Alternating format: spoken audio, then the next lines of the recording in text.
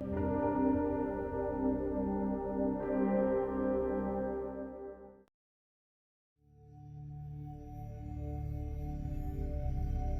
a kind of part geographer, part ethnographer, part photographer, part artist. It's this kind of melting pot of different experiences which I've kind of tried to distill into one photograph, into an object, which then hopefully communicates some of these ideas that I'm interested in exploring. I was interested in Russia because a lot of the photography coming out of the former Soviet Union since the collapse of the USSR seemed to be about the collapse of a nation. It was all black and white, or at least 95% of it was black and white, and it all talked about ideas of decay and disintegration of society. And I was just, I kind of thought, well, I want to do something different. There must be a different story to tell. So, of course, my first port of call is the landscape and this idea of people in the landscape. But then I wanted a bit more of a personal connection, so I decided that portraiture would be an interesting avenue to explore. And so, of course, one of the first reference points was August Sander, who'd made that famous series in Germany in the early 20th century. I mean, he'd kind of catalogued the German race, but the way that he photographed it, this sense of the deadpan, the sense of just framing people in front of you, so as the viewer, you're looking directly at these people, I felt quite profound that this was a way that I wanted to explore in Russia. And so over the course of the year, I shot several thousand portraits in a very similar fashion. I would just stop people in the street, I'd ask them to stand and look directly at me without much engagement with them. Most of the Russians that I came across had this profound sense of identity in relation to what it meant to be Russian. And a lot of them talked about this notion of the landscape and of this palpable sense of belonging to the land, this idea of the black heart of Russia or the black earth of Russia. Wherever I travelled, I got this same sense of belonging, and it's very much tied up with early Russian landscape painting, Shishkin and Levitan. It's clearly tied to literature and music, and it's very much part of their sense of being. I just love that idea of working on the road. The intensity of it makes a different type of picture, as well as kind of going to particular locations that I was deliberately seeking out. The thing about a journey is the happenstance, that picture that you just fall across. And I always go back to that just extraordinary photograph by Sternfeld of the elephant on the road. And I just, if only I could find that one of those pictures. But you just discover these oddities and just these small narratives that puncture the landscape that I think bring so much to the viewer. When I started making the work for We English, I made a stylistic decision that I wasn't going to do any portraiture, and that this time I wanted to really embed every photograph in the idea of the topographic, in that surveying landscape. So part of the reason by having the motorhome was that I would always have a raised perspective from which I could photograph. So I could always overlook the landscape that I was going to be photographing. And the reason for that is by having some elevation, you lift the midriff of the photograph. So rather than the photograph just being about the foreground and the horizon, you get this powerful kind of mid-ground where suddenly the landscape opens up in front of the viewer, and you really get to see how people are interacting within that landscape. And of course, there's also an element of power there, and this goes back to traditional landscape painting, that idea of the power of the viewer, or the power of the artist, and this sense of you being a bird's eye perspective. And so what I like is that within these photographs, you have these moments of intimacy, these kind of interactions between individuals, but at the same time, they're set within this grand landscape. The main preface for We English was to explore the ideas of leisure in landscape, because I really felt that leisure was the one thing that most people do self-consciously. It's not like work, we go out to work to earn a living and then we spend our well-earned money on our leisure activity. So I wanted to really see where did people come together to commune, if you like, to see what did the landscape offer which brought people into this place, whether it be Sunday league football game, or whether it be, these guys here are playing golf in the place where they spent 40 years working. So they worked at this Ratcliffe-on-Soar power station, they're now retired, and yet they still come 3 or 4 times a week. As an island nation, it goes without saying that we have a nostalgia for the coastline. And I think if you ask most British residents, they will say that they have spent some time at the coast and that it has a particular sense of who they are. And so I felt that a good part of the book needed to reference that element of the landscape.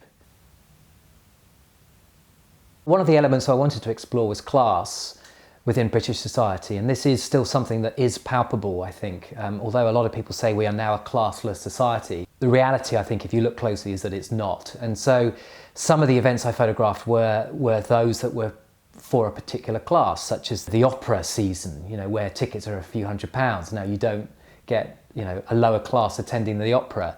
On the flip side, I had photographs somewhere like Blackpool Pleasure Beach. Now, Blackpool is in the northeast of Britain. It's the most popular beach resort still in Britain, and it was built for the working classes that lived and worked in the coal mines and various cotton mills around Yorkshire and the northeast.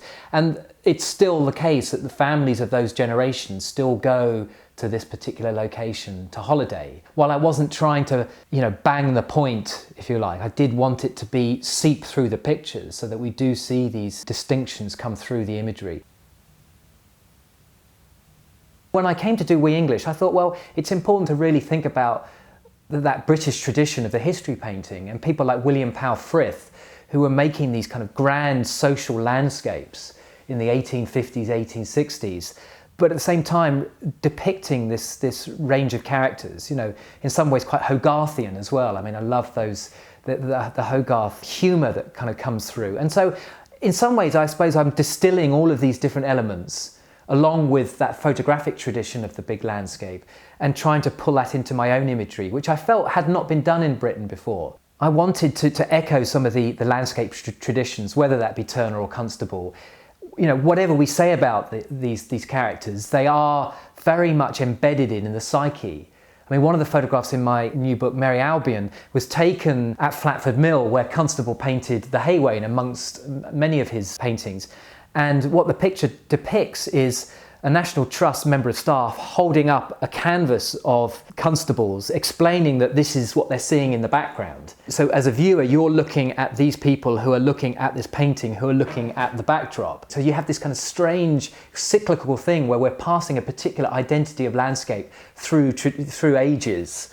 And I kind of like that sense of trying to reference that cultural reimagination, if you like, within the landscape. Looking back, I mean, We English really became about the pastoral. So really, throughout that book, you get this sense of kind of looking for nature, looking for the idea of the green and pleasant land, whether it really exists or not. And with Merry Albion, I wanted it to be much more of a kind of panoramic statement about Britain, and I wanted a sense of different nations. I photographed in Wales, I photographed elements around devolution in Scotland. I wanted it to be much more of a kind of whole picture, if you like, of British society. We live in a society where, to some extent, people have lost the ability to read photographs. We're so bombarded by imagery all the time, and so much of it is on a smartphone, that idea of actually engaging and questioning and trying to scratch at the surface of something is quite alien to people. So in several of the photographs, I want to load them with particular cultural, economic or political references. For instance, the photograph that's taken in Bristol, it was actually taken during Ramadan after Eid festival. And what you're seeing is you're actually looking up a street. It's called Green Street. It's just an ordinary terraced housing street in a suburb of Bristol. And coming out of the mosque are this huge Muslim congregation, and they're shaking hands and they're embracing, but they're kind of implanted in this very British street. And so there's this kind of schism, if you like, between these two elements. But at the same time, they look at home. And for me, that's really important, that there is there's not a barrier to them being there. But when you read the text, for instance, you find out that shortly after that photograph was taken, bacon sandwiches had been thrown at the doors of the mosque. And so there is animosity loaded within that landscape. It's the same with Bombay Street. I mean, Bombay Street again looks at notions of not just immigration but poverty. So it's taken in Blackburn. It shows quite a deprived street, but there's something that references back to the old tenement streets and poverty. And it's an all-white family. And then in the text you read that actually Blackburn has got one of the largest Asian communities in Britain, but it's completely segregated. The city is ghettoized between different classes. And actually what's interesting is that the middle class tend to be the Asian families and the working class are the white families. So one of the things that's become very prevalent, well, since the 1960s really, is how places tend to package themselves. You get Constable country, you get Wordsworth country, different county councils trying to find who their cultural connection is and then use that as a selling point to get tourists, whether that's be, come and see Shakespeare. It's this idea of the kind of regional branding. And so several of the pictures actually explore that idea. The Stonehenge, you never actually get to see this structure without the mass of tourists. And of course you can no longer go near it. Everybody's kept at a distance. So there's some ways that these landscapes are now very managed in terms of who has access, when you have access, who are the landowners, is it the National Trust, is it English Heritage, is it a private company? I think also when some of the pictures, you don't know whether you're looking at public or private space. One of the photographs I took was during the Download Festival, which is Britain's biggest rock festival. And I suppose to some extent rock is, on the one hand, very much part of a British popular music history, but also kind of rock goers tend to be slightly on the margins of society. There's always this kind of, the idea of the mods and rockers, you've got these certain specific groups of people. And when I went to photograph it, Kiss were the headline act, and I managed to get on one of the stages and realise that all these people had their faces painted as Kiss, and so I thought it would make kind of an interesting photograph. But for me, what it talks about is the ideas of otherness, and actually where we find our sense of belonging is within these groups of people who have similar interests. And what I like is that sense of brotherhood or sisterhood within that image. There's a real, at the same time, it's very surreal, but at the same time, there's this sense of connection to people in the picture.